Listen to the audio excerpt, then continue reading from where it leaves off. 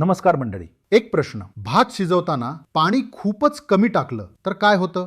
भात अर्ध्यावर करपतो, खाता येत नाही. आपल्या पिकाचंही असंच. जमिनीत ओलावा पुरेसा नसताना पेरणी केली तर बियाणं उगवत नाही. दुबार पेरणी करावी लागते. दुबार पेरणी म्हणजे पुन्हा नवीन बियाणे, पुन्हा ट्रॅक्टर, पुन्हा नवीन खत, बजेट कोलमडलं.